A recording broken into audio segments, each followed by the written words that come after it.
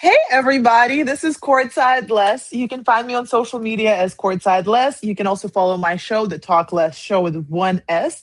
And I'm rocking with Michelle C on Candid Kisses TV. Kandid Kisses TV, Connie Portes, yeah, we up in the mix. Hosted by Michelle C, Aquarius sister, everybody picks. Still love all trades, comedy, hustle, and a biz. Not your typical interview, yeah, we do it like this. Entertainment game, entrepreneur styles. Hilarious statements that'll knock you clean off. Tap in, twin, don't play, you know the vibe. Like, share, follow, hit subscribe. Kandid Kisses TV, comedy card. Triple podcast, where comedy meets hustle.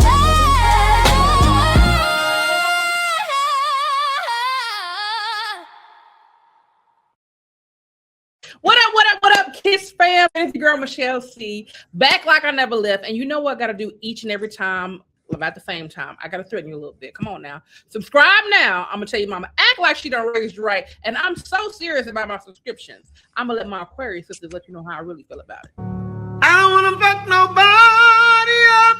No, no, no, no. I don't want to fuck nobody up.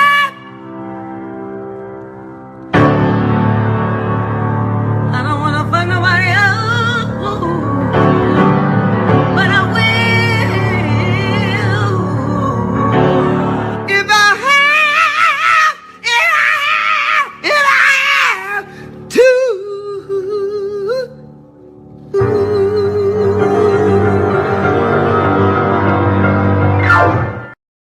And that's on big baby Jesus. Act like you know. So now that the church announcements are over, I am bringing you another dope channel. Let me go ahead and give you my intro.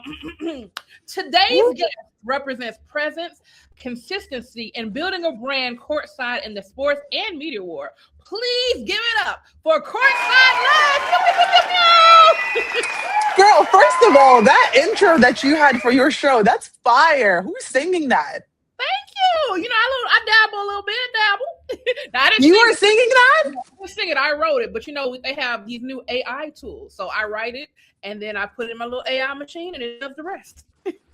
Wait, that's so fire. That's so dope. I was like, damn, I'm with it. If you need a jingle, I got you. What we doing? Listen, they've been trying to get me in the studio and I can't sing for shit. So I'm like, you know what? This is amazing. Tell me what you want your jingle, what key points you want to hit, and I have it over to you. That ain't gonna be no problem. Tell me what kind of beat, all that. I got you. You know one thing about me? So I've never been jealous of anything but people who can sing and play musical instruments. I feel like it's such an incredible talent to have. And I'm like, I can't do that for the life of me. If they put a gun next to my head, I'll be like, I'm dead. Now I feel like you could probably learn an instrument. Now singing, you gotta have a little skill set. All right. Maybe the instrument, yeah, but not the singing part. Definitely not the singing part. Everybody knew how to play the recorder. You know, you did y'all have a recorder back in the day? The little Yes. No, we did. We did. We had it all. Like, it's just, you know, I've always been more into sports than anything that's like creative. So even like podcasting, I don't even know how I ended up here because like it was never a part of my upbringing. And you know that's what I was gonna go for. Now, how did you get into it? You know, I got into it randomly. Actually, it was on YouTube Live. Somebody told me I had so my video went viral on Instagram, right? Like I had actually just hit 20 million views on Instagram. So I started going viral and so I started posting and I was just kind of like, it's weird because I'm so old now. Like I was like 29 at the time, I think. And I'm like, damn, so I'm now posting on social media, which is kind of random. And then this like person who was a social media manager, he's like managing a bunch of creators. He told me, he's like, you need to get into long form content. So I started doing YouTube, but I didn't know what the hell to do on there. And so I was just like collabing with people, you know, just whoever I knew who was doing YouTube. So like we'd just sit on YouTube live stream and then like it'd be side by side like this. So that's how I got into podcasting. And it just kind of happened to be that, hey, like I want to have a show, but what is the show about?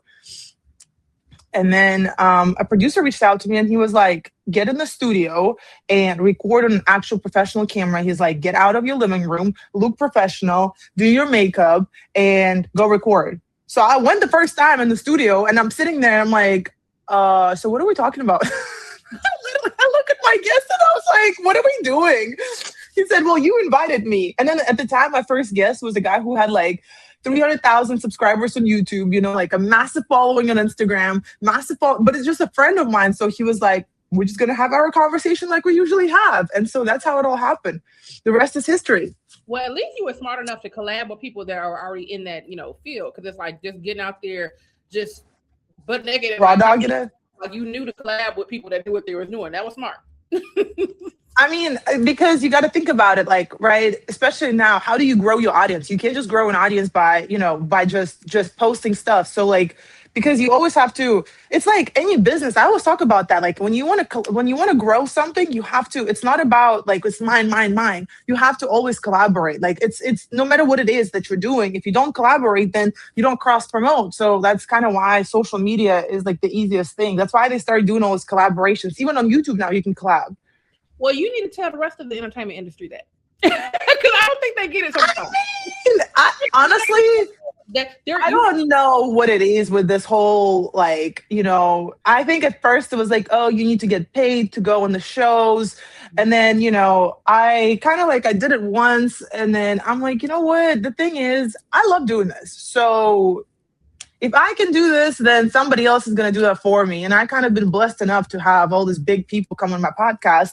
And I'm very appreciative. I'm very humbled and honored. But at the same time, I know I work for this shit. Yeah. And the one thing is the main thing I feel like everybody has to still trying to figure out when it comes to podcasting is how to make people care. Because like you said, like I can get great people and really talented. Like if you look at the roster of the people that I've had on the show, the caliber, oh my God, top notch. But how do you make sure everybody knows about it? Like if I have over 300 episodes, but how many people know about it? Yes. Wow, damn, that's amazing. Congrats. That's a lot. It's trying to figure out how to make them care. And when people find it, they're like, oh, I should have been watching this. I'm like, you could have been. Where you been? Should have been, could have been, it don't count, okay? It's not about should have been, could have been. We're either doing it or not, I bet you it was a man who said that. You know what? I'm not going to go there. I will go there because that's what men do. They talk more and do less. That's why I called my show Talk Less, Do More. Okay, come on, plug. So that's where you came. That's where the whole name came from? That was from? the whole thing, yes, because, I always say that, like, stop talking so much. Just start doing things. That's just kind of like how I am as a person in real life. And it was me on YouTube. So I would not say that I created the name. No, I was on a YouTube live with one of my friends. His name is Glenn. He was actually just out in LA with me when we went to do Paul Pierce and Nazar's episode, True After Dark. And it was kind of like a full circle moment because he was like, remember, we were on YouTube live and we literally created your name 2 years ago. It was one of the fans who was in the comments and he was just like, you need to do a show. You need to name it Talk Less, but with one S. And I'm like, that is so on brand. Yeah. And that's how we came about it. And then I was like, honestly, because one thing I always say, talk less, do more. I've always said that. Or less is more. So it's either less is more or talk less, do more. And so because we're talking, it was only fitting to do it talk less. Absolutely. Absolutely. Put your money where your mouth is. That's what it is. Yeah, I'm talking. So who is Courtside Les in your own words? She is a girl who is born and raised in Russia, and she now lives in Atlanta, and she's just trying to make it in this world.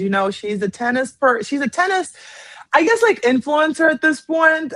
Never dreamed of being a professional athlete, just likes to do her best, and she likes to do things not half-ass, but full-ass, okay? She's very extreme. If she does something, she either does it completely and fully and committedly, or she doesn't do it at all. I am a person of extremes. It's either really hot or really cold. There's nothing ever in the middle. And so that's who I am. I'm a podcaster. I'm a social media influencer, content creator. I'm also a strategist. I love to create and strategize. I produce, I direct. Like, I like to do all those things. And whether it's business or content, that's who I am. Okay, that's what I'm talking about. Now, how did I'm also a nerd. I'm a nerd. Okay, let's put it in there too. I'm a nerd. Uh-oh. Let me find out you're doing Harry Potter. What are you doing? No, not in that sense. So like I just like to learn. I'm very, like I used to study math all the time. I used to do whenever I'm interested in something, I'm gonna like dissect it and I'm gonna learn it to the fullest. Oh, you good. Candid Kisses TV is brought to you by Kissable Lips Cosmetics. You can be kissed without kissable lips. Shop kissablelipscosmetics.com today for all your beauty needs.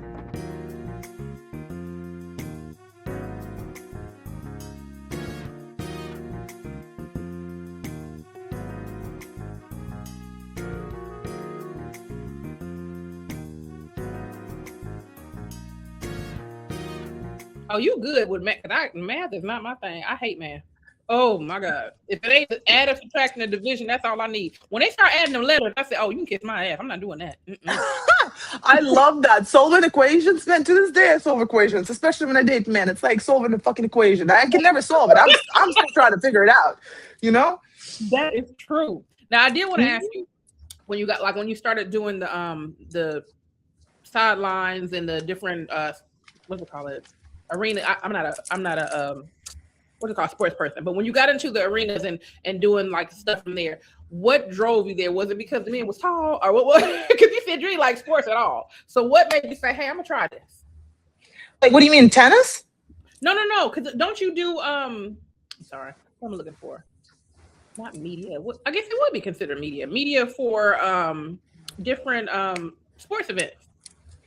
Oh, I don't really do that yet. I would love to do that. I have worked with a few, I guess, like companies in Atlanta who do events. And so I just enjoy being there. I'm just like a natural clown, especially when it comes down to tennis courts. I like to have fun with it. I also like to teach people. I teach people or coach people my own way. So I would just pop into the events and then, I'd just be kind of like a fly on the wall and then stop by every single court and just enjoy my time there, honestly, because at the end of the day, it's not that serious. It's just we're all here to have fun, especially when it comes down to adults. We have a life that we're living on a tennis court. We come there to just hang out, to chill out, and to just relax. Now, tennis is a hard sport. Like that's a game changer. I mean, it's almost like swimming. You're using your whole body. Like what even makes you want to do it? I think when you grow up playing tennis, it's kind of something tennis is something that you have to learn your entire life because it develops at every single, stage. And even like professional athletes, they have coaches. So it's something that if you're a person that likes to grow and just kind of has a passion for getting good at something, that's a sport for you, because it's like you have to have that ambition to just be like, ooh, can I get it? Can I do this? Can I be better? And the thing about tennis is that you're never going to be consistent, because one day you can be good, the next day you come back to the same tennis court and you suck. Like you can't make the ball in. It's something maybe like something's going on outside of the tennis court. Maybe your body's not feeling the same. So it's just kind of like it's like you're a drug addict. You have to chase the same feeling again and again and again and again until, and you don't stop. So it's like I've been like that since I was a kid. And so I got into it because my parents were playing tennis. They were, and they would just bring me there. I'd pick up the tennis balls and I'd be like, hey, I just want to hit a ball. And then once I hit a ball, I'd be like, okay, now I want to hit it better. Now I want to hit it better. And so to this day, I'm just trying to hit it better, and I don't know at what point it's going to stop. But tennis is something you can play until you're like 90 to 100 years old. The silly of me want to say, so you out here hitting balls better, huh? You gotta hit balls better. Yes, absolutely. Keep your eyes on the balls all the time. Don't get your eyes off the balls, ladies, okay? I'm just joking. So that's the only sport that you were ever interested in? No, I used to be a swimmer too. So it's funny that you said swimming, because I used to be a swimmer. And then I had to make a choice whether I'm doing competitive swimming or tennis. And I chose tennis just because my swim coach said that I'm really chubby. And I'm like, you know what? Fuck that. I ain't gonna listen to her. Yeah, and I was skinny as hell too. It was so bad. I don't know. Like I've always had a belly, like a little bit of a belly. Like I'm a woman. I mean, it is what it is. And in Russia, the standard of beauty is just being like anorexic and skinny. And so I guess like I wasn't that. And so because I had a little bit of a belly, she always kept saying that like, oh, you need to lose the weight. You need to lose the weight. And I got tired of it. I'm like, bitch, I ain't got to lose weight when I'm playing tennis. They don't tell me that. And I'm doing great because all it is tips. So Right? I mean, like, I used to be not granted, I'm not no size zero, my dang on self, but I used to swim and I was in a swim trip and everything. I had no problem. I never had no issue with people saying, "Oh, well, you can't do this because." I mean, I think it's, she used to raise Olympic champions. So it's kind of like, granted, she is a very strict coach. But I think for me, it was kind of like, I cannot be in an environment where you constantly bash me. You either going to support me and give me some incentive to go further, or I'm just not going to do it. And that's how I am as a person, like at this point, this is becoming more, it's becoming like my personal hell where I come in and every time you discuss my body. And I think that's what like prompted me to I have a body dysmorphia. I think that's what it is. Cause like every time I talk about, but I joke at this point about it, like, oh, I'm chubby, or like I have a double chin, you see, like right here. I always joke about those things, but it's kind of like, I think it was created in me back in the day. Well, that just means you need to go fight her because she created that. You didn't have nothing wrong with you. You was the problem. No, I mean, listen, I'm very thankful for her. Honestly, I'm very grateful for that coach because she really was so hard on us. But I think it's like her way of caring. So well, care it's for just kind of like talk less. She needed to talk less because you ain't gonna keep calling me no fat ass every time I see you and think it's gonna be okay. Hey, listen. But you know what? It actually builds this resilience to every single time when I see a comment, people talking about my body, my face, my chin, if I'm fat, if I have cellulite, if I'm this or that. I'm like, you think you can hurt me? You don't know what I went through when I was 10 years old with that coach. So, well, I mean, keep on going.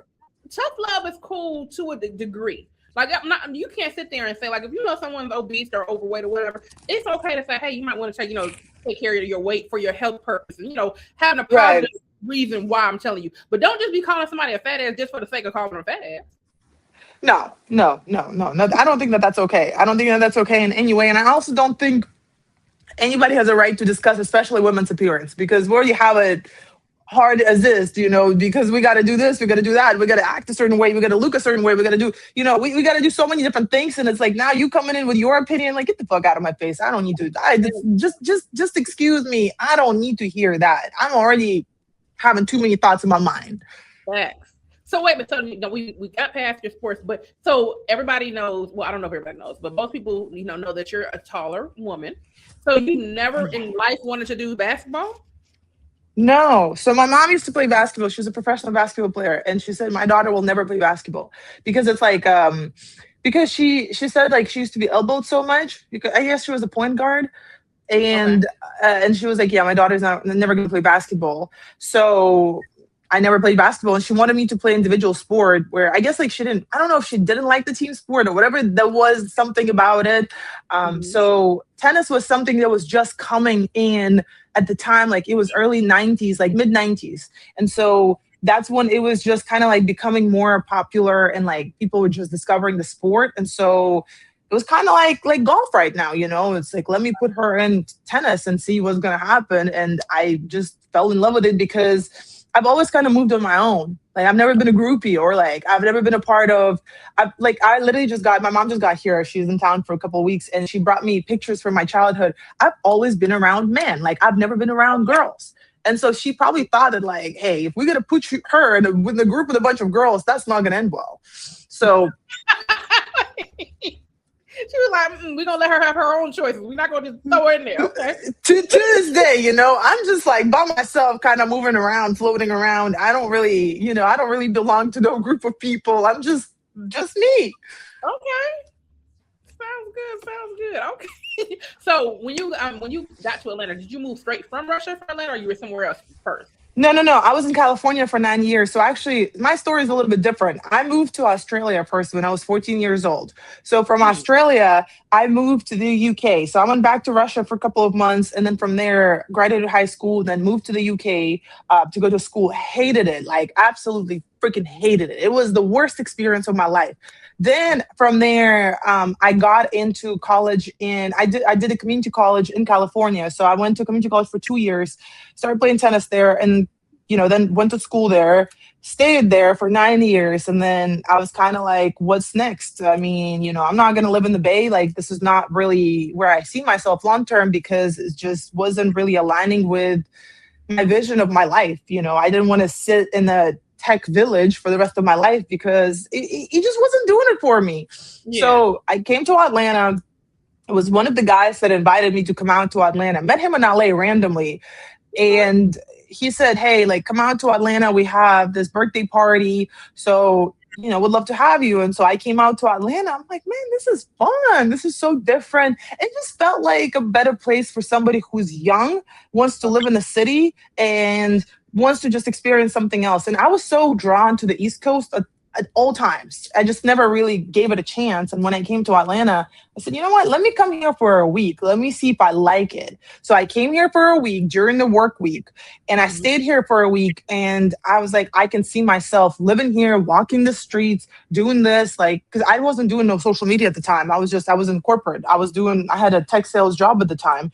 And so I was like, this is a really fitting environment for me. If I want to go out, I can go out. If I want to hit the streets, I can hit the streets. If I want to do something wholesome, I can do something wholesome. And Atlanta was a perfect spot for it. So what's your favorite thing that you like about Atlanta so far? The tennis community here, it's crazy. I did not even know that Atlanta has the biggest tennis community in the United States. I did not know. One of my clients is a tennis buff, and I didn't know why she got into it, but she loves it. Like every weekend, tennis sports. Yeah. Yeah. And it's so green. Atlanta is so green. It's crazy how green Atlanta is. I don't think people understand that it's not the same. Even California is not the same. Yeah, I'm from LA, so I know it's not the same. Hey, listen, see, you know. I was just in LA and I felt so weird there. I'm like, man, I feel like I don't belong here anymore. It's just not the place for me. Well, the prices that hit you in your face again, you'd be like, yeah, I'm going back home. I know. Oh my God. That's why we left, because it was so ridiculous and expensive. It got so crazy. And I remember we were sitting at the gas station, or like right by the gas station. And I looked up and I was like, God damn, this is crazy. You just don't even compare that anymore. You get to the next pump. That's how expensive it is. And the distance is so much that you have to drive a lot. I'm like, nah, thank you guys. I'm good. Because I was staying in the Valley and I had to work. I was filming a bunch of shows. So I had to go to like downtown and to like West Hollywood and stuff. I'm like, man, this is ridiculous. Everybody in LA has a home job in order for them to survive. Well, that's how it was. Like California was really work from home. Yeah. You have to, because you can't go nowhere unless you need here. No, it was insane. I'm telling you. Okay, what do people assume about you that's wrong? Like something that they think about you and they're absolutely off-putting. It's not right. Oh, they think that I got a roster of men. They think that I just like it's like pouring man out here, that I've got a hottie for everything and anything. It's so funny because when people talk to me, they're like, wait, why? Like when you come off, they think that I'm like so strong and so independent and I got everything figured out and I got like a bunch of men that I can pick and choose from. Maybe that's so, but I don't really entertain nobody. I'm just in my own world. And I also am a big baby. Like, that's what people don't understand. I'm just such a sensitive person. I'm a girl. Like, I'm a girly girl. And that's what people can't even comprehend. They're like, no way. Because I'm always like this. Always like this. I feel you like that because I'm of the taller persuasion as well. And I'm very business oriented. So it seems like, I don't want to say men are intimidated, but they don't approach like they would approach like anybody else. And it's like, what's the problem? And then you had to find out 5 years ago, like, oh, I used to have a huge crush on you. Well, why you didn't say nothing? And they look at me, well, cuz you always have business about yourself, and that's a problem because I actually have to pay bills and do life. Like, make that make sense. I don't know. I just got back into therapy, and it was kind of funny because my therapist was asking me, she's like, well, when you talk to somebody, do you tell them that you need help? Do you ask for help? And I said, no, I stopped asking for help. And I guess it's my problem that I stopped asking for help because every time I would ask for help, I would hear no, or I can't do it, or say yes, and they never show up, or whatever the case is. And so I kind of just learned not to. And so that's how you build the monster of being independent and just doing everything yourself. Because like, people that all the time, I was like, I'm not independent because I want to be. It's by circumstance. It's not because I want to be.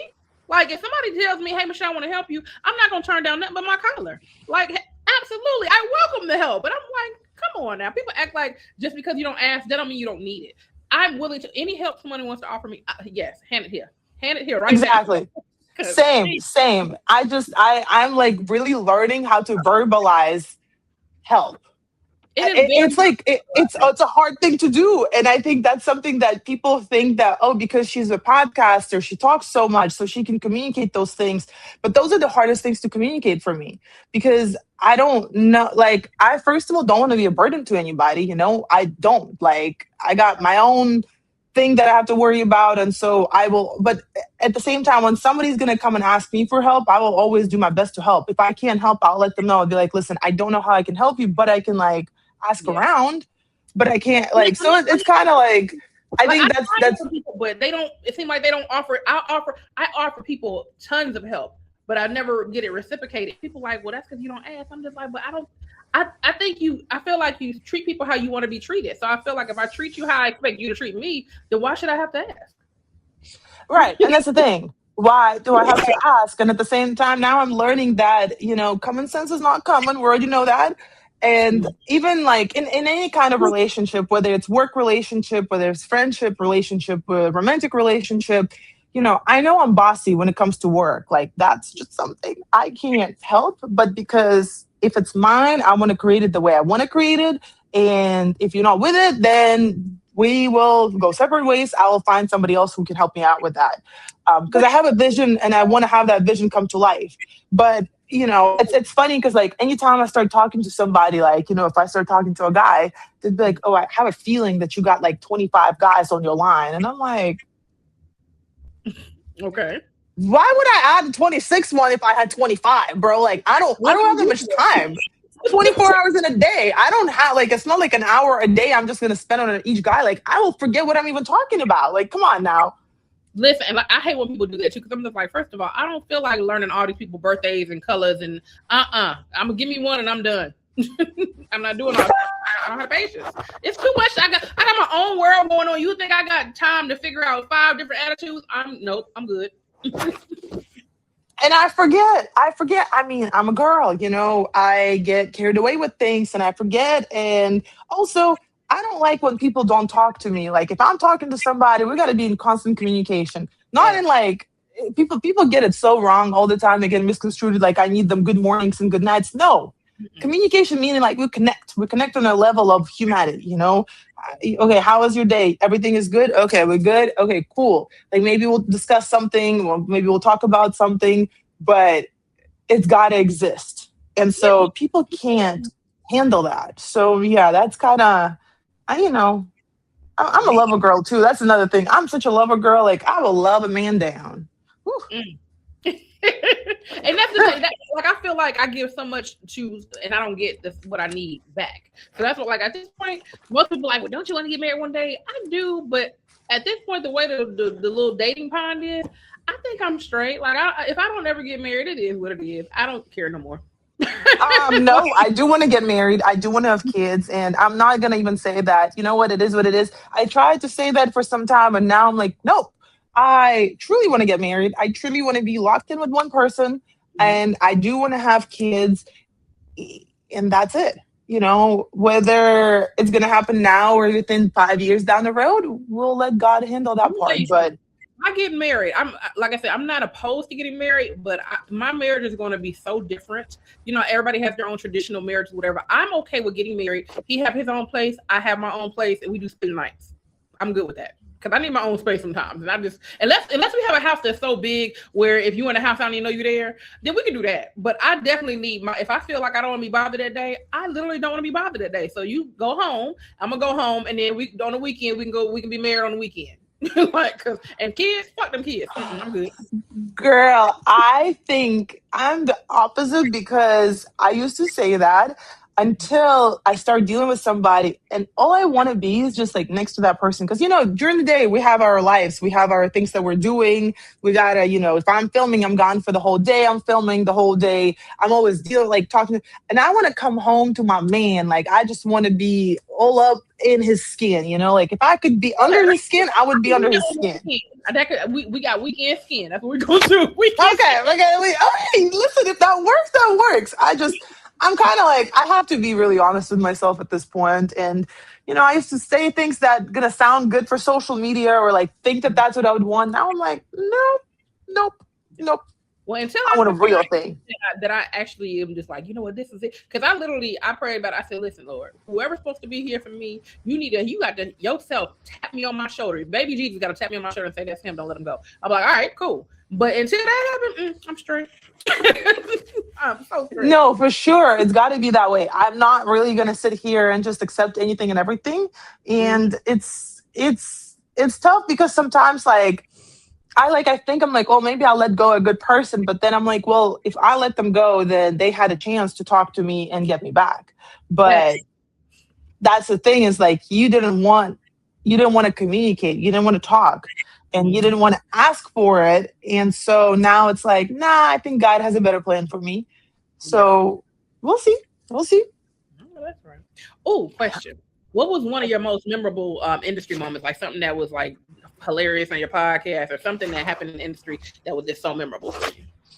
Oh my God. I feel like I had such an amazing time with filming with a lot of people from 85 South. Like filming with Carlos Miller, that was hilarious. I thought that was such a good episode. Like I was really like, damn, I didn't even know that this was going to happen like that. Then I never laughed so much as I laughed with Nab Green. It was really fun especially when he said, I have no type. And that thing is going viral to this day. It's hilarious when he was like, I took one for the team when there was no team to take one for. So I think like it was such a genuine, funny moment because before I started filming with comedians, I used to always write out the episodes. So I'd always read off the cards. And then when I started like working with more comedians, everything started flowing naturally. So I do write episodes. I do figure things out, where the direction I want to take. And then it just takes it there and it becomes this like every single episode that I'm filming now has a very special place in my heart. So sometimes, they don't do the numbers. Sometimes I would feel like, I remember when I was filming with Cam Newton, he was 45 minutes late, but I was sitting there. I was like, oh my God, what if he's not going to show up? What if he's not going to show up? And I felt like it was like my trauma was just like the trauma of abandonment was just coming up. And I was sitting there shaking.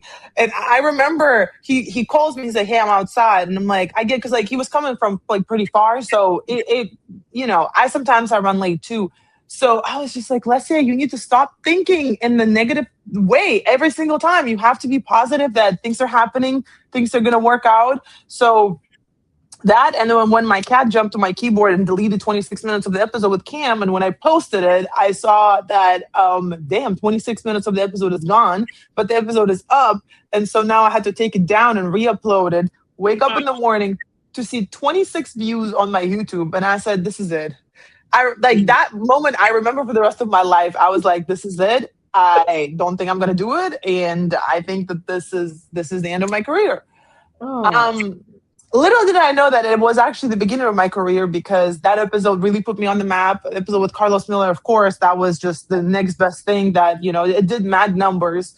It went so viral. It was on TikTok. It's still on TikTok everywhere. It was on Twitter. It was on Instagram. Like it was everywhere. And so it was amazing to see that I could create conversations that sometimes bother people, sometimes it makes people's skin just boil because they see me and then they always say, hey, what makes you think you got a right to talk to people, especially Black people? What makes you think that, you can ask certain questions? And I always say that, but what makes you think I can't? Right. Like, I don't understand why you can't ask questions if you want to know the answer. Right. Like that, or because, if we're doing a podcast, then somebody has to ask those questions. And sometimes, yes, they're going to be polarizing. Sometimes they're going to be crazy, but sometimes, I'm not trying to offend nobody. I'm just trying to understand. And I think that's what separates me a lot from people in the industry where I'm just trying to understand. I'm trying to learn. I'm not trying to say that somebody's bad, somebody's good. No, we're bringing entertainment, but we also bring in conversations that people are scared to have. Guess what? Kandid Kisses TV has merch. That's right. You can find it at artistperiod.com. We have everything you need. We have hoodies. We have coffee mugs. We even have throw pillows and beach towels for the summer. Get it right, keep it tight. Listen, everything you need to get your drip right, artistperiod.com has it for you. That's artistperiod.com. Get your drip right with artistperiod.com and Kandid Kisses TV. Make sure you get it today.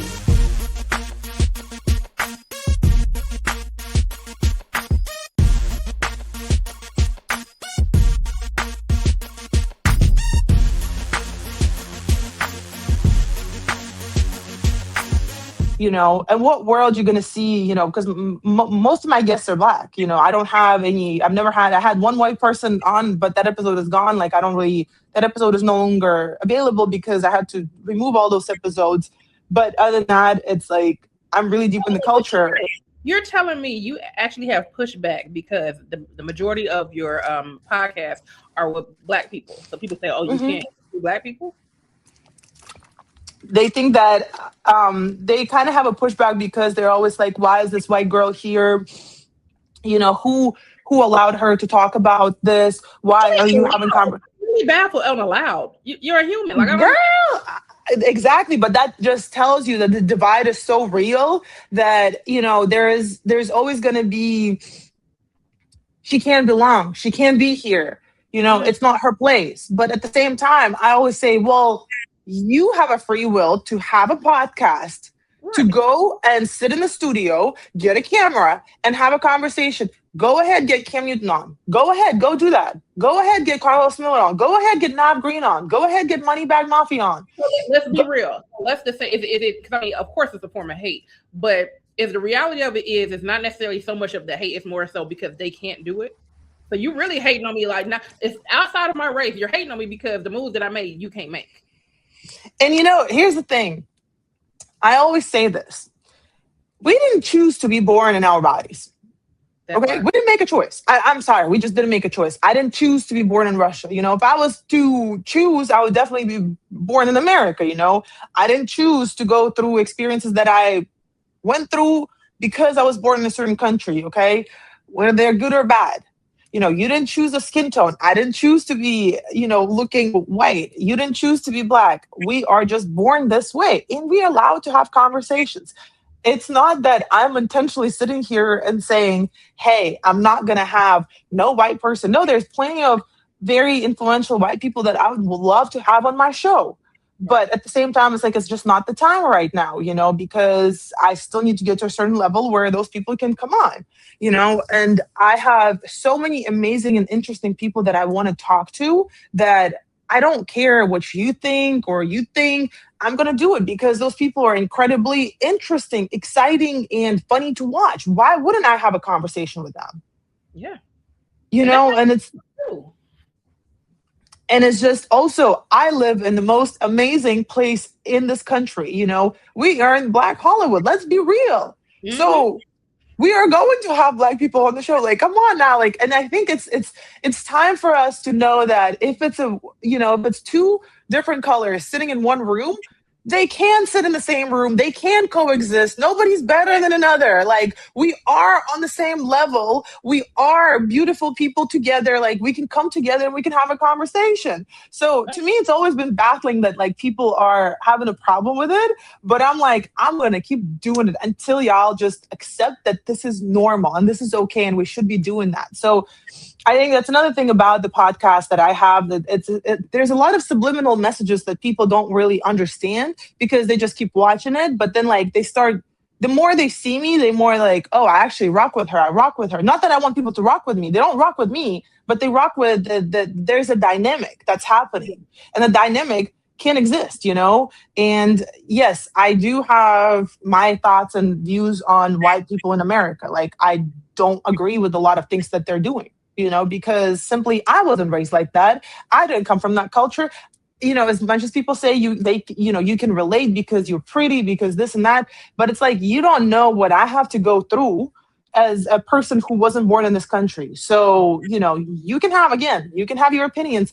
The reality is always going to be the reality. My truth is going to be my truth. Your truth is going to be your truth. And so I'm just, I'm just grateful that it's actually working the way that I always wanted to work. And so when I was building the studio, that's kind of like, that was the thought behind everything that we did here. The colors, the black and pink, pink is a very like conventional color where you can, so pink is basically pink represents, it's flirty, but it also represents the truth. So like you can actually have a lot of conversations that are going to be a little bit, like maybe they're going to be a little bit tricky, but everything that we have here, there's a quote that says, tell the truth or lie better.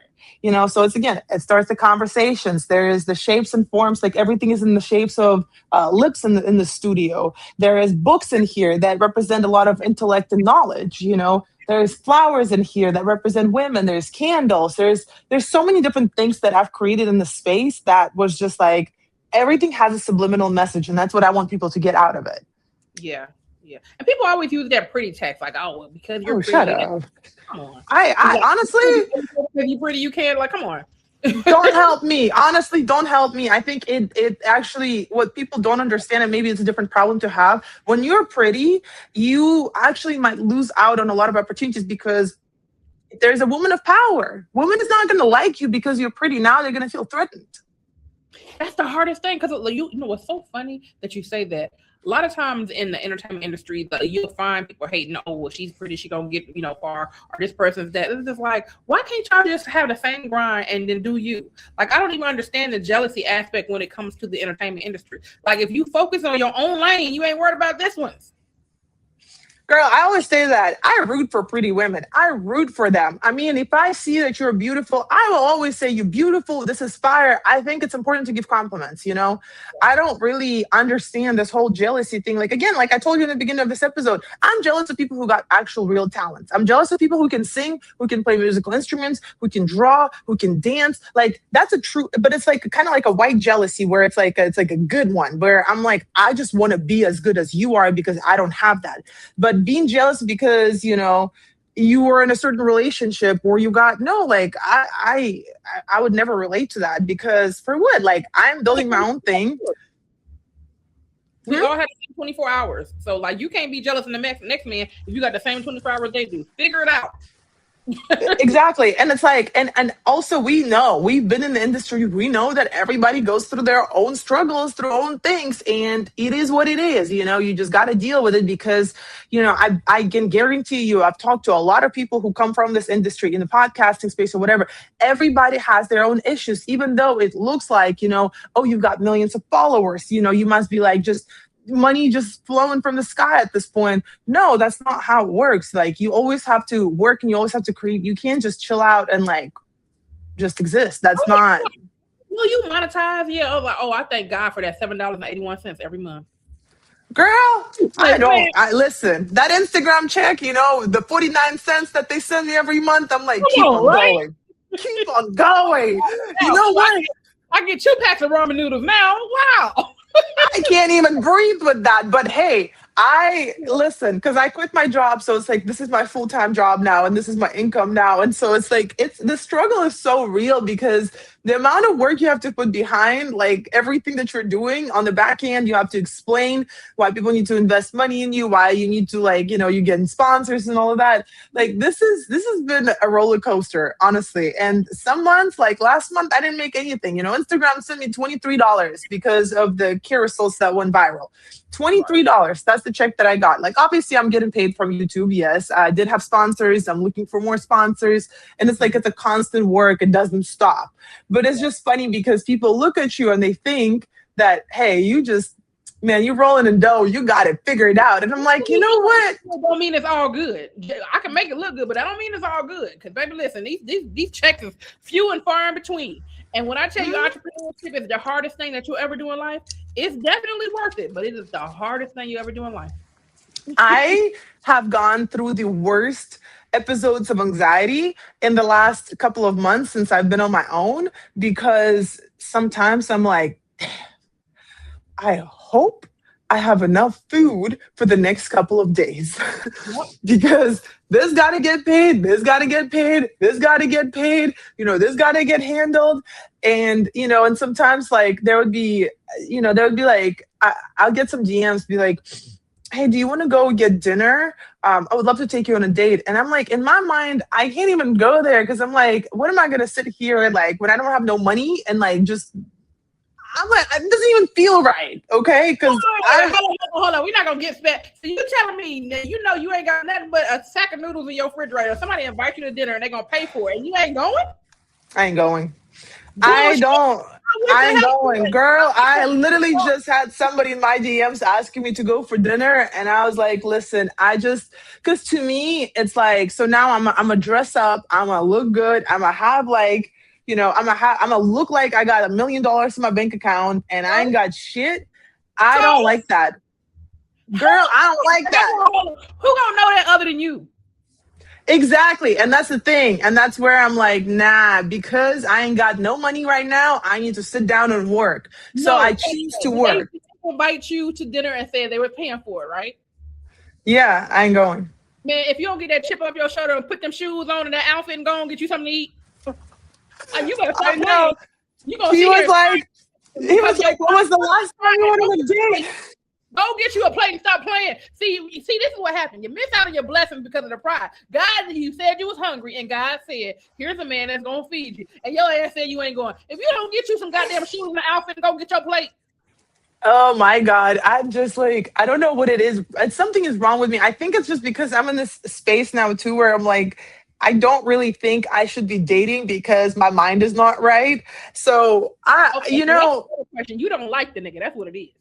Oh no, I don't even know. Hell no, I don't even know. Those are like, it ain't got nothing to do with because he offered. You don't like him. That's where you want to go. I don't even know them, and so that's why I'm kind of like. So now I'm betting like my time on this, where I can spend the time working or resting or doing things that are more productive for my life than going to a dinner with somebody that I don't even know. And like, there's some people that have been asking me to go for dinner for, a couple of years at this point. And I'm just like, listen. And I also kind of, I know when people want me just because they want like a pretty picture next to them. And so it's kind of, you got the parameter. Like I thought it was this. You was just like, no, because I ain't got them. Okay, so if you don't like them and you don't have no rapport with them, that makes more sense.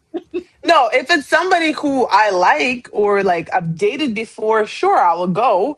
But we are not really in the same. We're not really in that realm. I don't have anybody, especially after I started doing the podcast. Now men are scared of me because they know that sometimes I will never name names, but I will talk about the experience. And then they sit there and they're like, damn, that's what you think about me. And I'm like, I told you, don't play with me. Listen, when I hit the stages or whatever, because like exes that I have to like, you ever talk to me on my stage? Absolutely.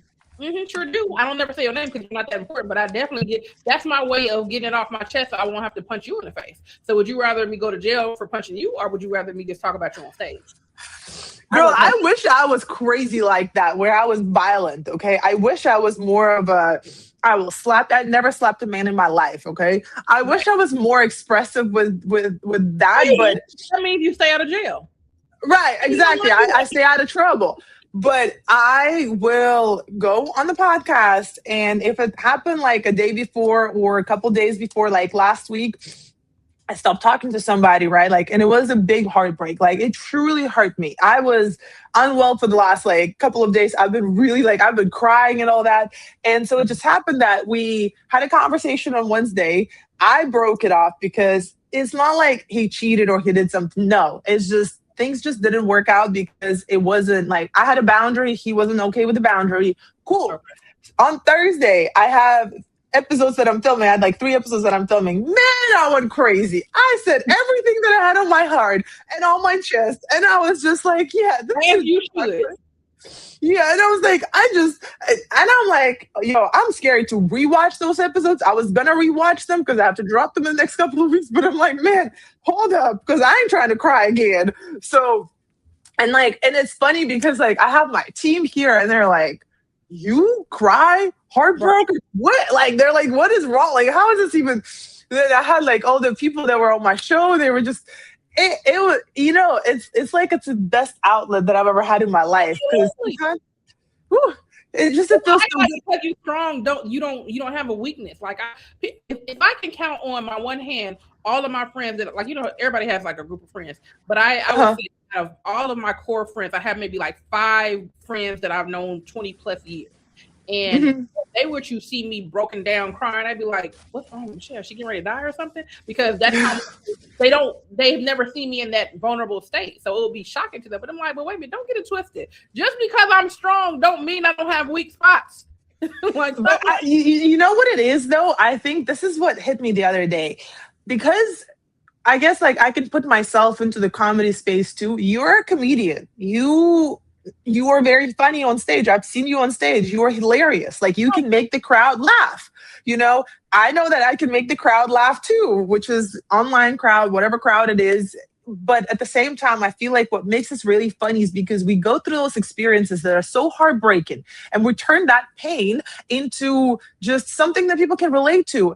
And at the end of the day, if you do look at experience from like 5 years ago, you're going to laugh about it. And so I think that's what makes a comedian such a great entertainer, because we literally turn pain into laughter. Yeah, I got to do something with this pain. It's got to be an outlet somehow, right? So I think like that's why for me, I'm like, man, every time I talk about it, I joke about like, yeah, I could have been crying for days over this shit, but now, man, the pain is gone. Like, yeah, it's just a memory and it's just an experience, and all I can do is I can laugh and I can tell you, don't make my mistake. And if you want to make my mistake, then go be my guest. You know what? It is what it is. I'm glad writing is my passion, and that's like an outlet, because if I did everything that I wanted to do when I was going through the pain, I would have been in jail years ago.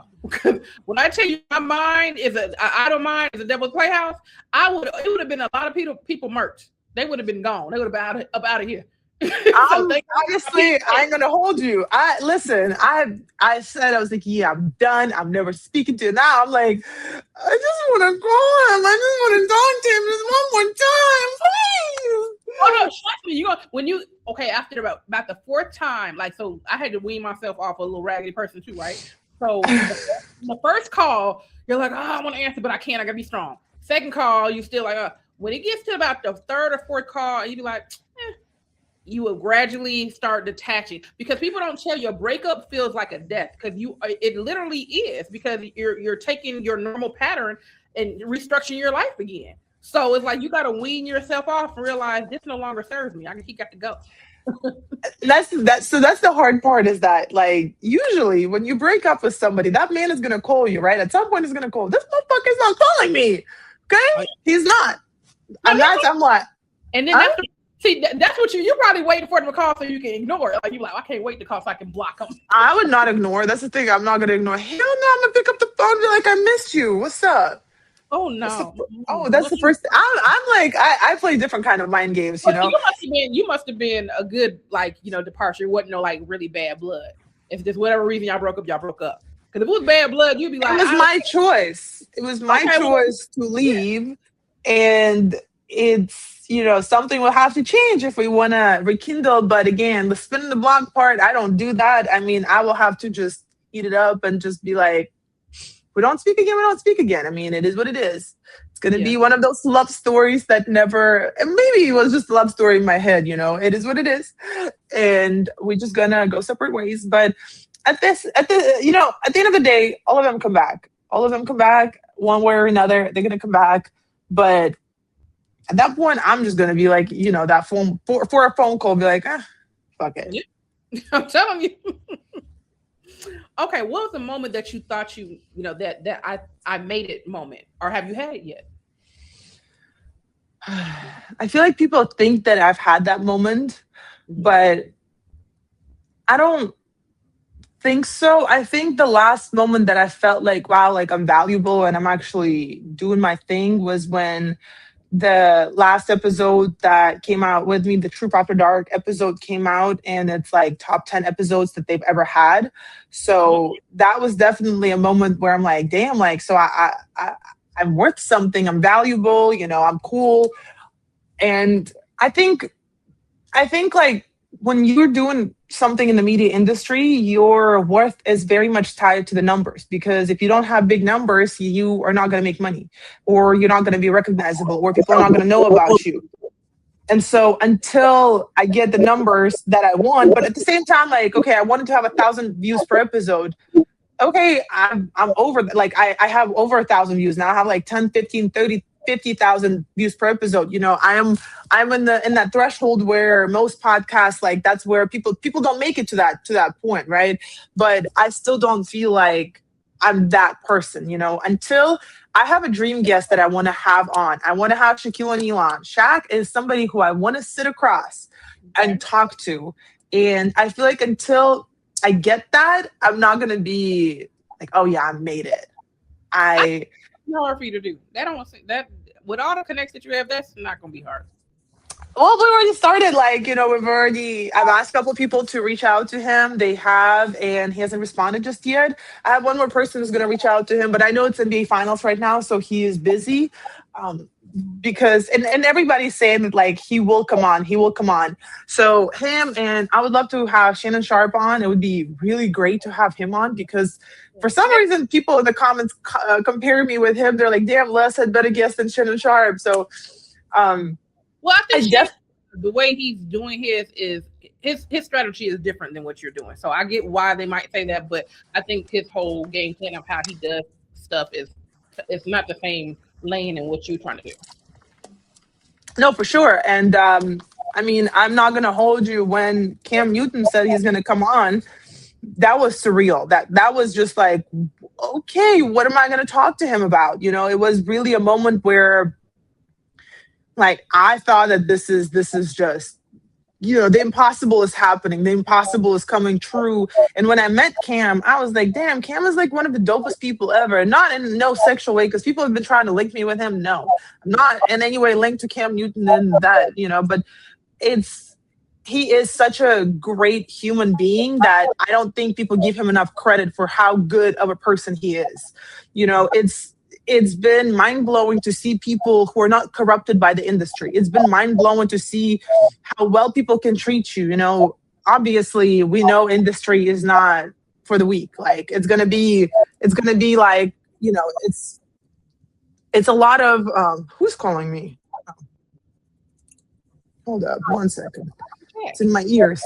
I think, like, when we are talking about industry, it's always kind of like, you think like, oh, like, people ain't shit in the industry, but then I can't say the same. I can tell you that I've met the most incredible human beings in the industry, probably better people than I've ever met in corporate, probably better people, and just the love that you have and the support that you have from people in the industry is crazy. Like, the people who I meet, the other day I met Funny Marco, and Funny Marco was like, man, I rock with you. I love what you're doing. And I'm like, in what world Funny Marco would even see my content? But Funny Marco is seeing my content, so he's gonna come on too. And it's just because, you look up to those people, you truly do. And when they say good things about you, and they say that they've been seeing you, that they've been seeing your content, that they really rock with you, they like what you're doing, it's special. It's always special. And I will never take that for granted. There are people that I might not talk to, or, like, I had some sort of fallout, but I'm always grateful for whatever it is and whatever it was. And I'm just, like, super appreciative of everything that comes my way. Absolutely. I know that's right. So, okay, I did that one. Let's see. All right, let's get into your musical selection. So normally when I talk to my guests, I like the little personal stuff, like who is their favorite rapper and singer and why. Ooh, rapper, girl. I think for me it's between Drake and Future. I'm very much in between the two. I like how freaky Future can get. I'm with it. Okay, he's toxic. He's very toxic, and I'm with it sometimes. Drake, I just love the bars, like, especially I don't know, it just resonates with me, and I like the music that he makes. So the musical part of it too, I'm good with it. My favorite singer, oh boy, singer. That's gonna be a hard one. I don't know. Maybe, like, I would go, like, I like the old school stuff, like the R&B stuff. I like, Adele back in the day, like, those are the songs that we used to sing in the car and, like, yell and scream, like, on road trips, So, like, for me, I remember we were just, like, talking with one of my friends, Kelly Clarkson, Because of You. Like, you know, or like anything like from Usher or Alicia Keys, Unthinkable. Yeah, Alicia. You got why you got it's Alicia, but what you Oh, said Alicia Keys, whatever, however you spell it, I don't know. I right. just that was the music, okay, like back in the day. I got you. Okay, well, how you feel about Brandy and Jasmine Sullivan? I don't know if I know that. You don't know Brandy? I don't, girl. I need to know like the song, then I would know. I want I'm to be. not Put what it. is it? I want to be down. No, I don't know who that is. You also okay? So don't forget, I Oh, moved to America when I was 19 years old. okay. So there's a lot of, and it was like 13 years ago, and so there's a lot of music that I don't know. Do you know who Because Ray J is? Ray J, yes, but I don't know. Like if you were to ask me music, I wouldn't know nothing. Jay's older sister. I wouldn't know the music. Yeah. Oh my. Yes, you do. Okay, hold on. Okay? Because there's no way you don't know Brandy. Hold on. I have to pull up a Brandy song because we can't have. I don't. You will not know who you're going to know who Brandy is today because there is no way you can't know this woman. Oh my God! I can't believe you don't know Brandy. This is insane to me. Hold on. Let me find me a Brandy song that's dope. Okay, hold on. And I know you know Chris Brown. Of course, I know Chris Brown. Song with Chris Brown. So if you know any song, you might know that. Okay, hold on. Do you know The Boy Is Mine? No, wait. Let me see. Do you know Monica? I never heard that. You never heard of Monica? Monica, I heard before, but I don't. This is what I'm telling you. Okay, so a lot of the music so when I was a kid, I never listened to music. Okay. So yeah, it wasn't really because I was always playing tennis or like swimming or anything. So I have a very hard time remembering movies or music. So it wasn't until like I was in my 20s when I started listening to. Yeah, I've never seen that before. I've never seen it before. I'm telling you, like I'm gonna play just a little bit just to see if you heard the song before. Maybe you don't know who she is, but maybe you heard the song before. I'm gonna put it down. I'm gonna put it down. You're gonna fall in love. I'm gonna put it down. Oh my God! You're gonna fall in love. I'm gonna put it. Okay, so your homework for today is you got to Google Brandy and you got to listen to all her music. I will. I like listen, that's another thing about me. I will definitely go and listen now that I'm like, damn, I don't know about that. I gotta go and listen to it because like Brandy and look for Monica and what you said you said you do know who Jasmine Sullivan is, right? no. Okay, so Brandy, Monica, and Jasmine Sullivan. That's your homework for today. Yeah, that's the thing about you see, this is the thing. I don't know a lot of stuff about this culture, you know, and it's because I wasn't here. Assume that you knew because they're like heavy R&B. That's what they do. Yeah, so I go whatever is on the playlist on Spotify on the like old R&B like 2000s, you know, that's where I'm at. I will listen to that. I didn't know it was them, but they own there because they've been out since the 90s. Okay, so see, because it's the 90s, that's where I wouldn't know much. I wouldn't know much because I was born in the 90s. So But they've been out since okay, you might not know their first like her first. Good girl, you gotta understand. I didn't speak English until I was 14 years old. Oh yeah. Okay. So this is where the difference is. You know, I remember the music I remember when Akon came out with I Wanna Fuck You or I Wanna Love You, whatever song it was. We used to sing that song because we didn't know what fuck you meant. You know, we didn't know what. So we were like 10 years old. I wanna fuck you. Like, you know, we did not know what the hell that meant because we didn't speak the language. Y'all use if it's not fuck, what y'all use? But yeah, I mean, we were like, I didn't even kiss a boy until like I was 14 years old or some shit. Like I didn't even know what that was. But we would just open up our mouths and like, you know, sing something because it was just a part of the radio, you know. And I don't even know how it was on the radio because we didn't have no censorship. Because again, people didn't speak English. We didn't know what that meant. Oh man. We're just like kids, you know. We just like listening to whatever music that we got and walking around. I want to fuck you. I want to fuck you. Nobody even knows what that is. And back in the day, we didn't have Google. We didn't have ChatGPT. We couldn't like just type it in. You know, we had to go in the physical dictionary and look at the words. Do you think the word fuck was in the dictionary? Nope. Oh my God. When did you find out what it meant? Like when I went to Australia, I was 14. So I was like about 15 years old, and I was like, oh, this is a bad word. You can't even say it. So you in the middle school and you were sitting there, I love that fuck.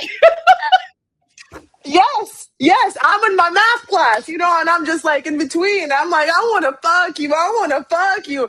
And then, Oh my God. do you think my teacher, who is like from rural Russia, knows what the fuck I want to fuck you means? No. Oh No, my they don't. So that's what I'm saying. That when people are like, "Oh, you don't know this, you don't know." No, I don't, because I lived in Australia. So I was 14. That's when I just started learning English.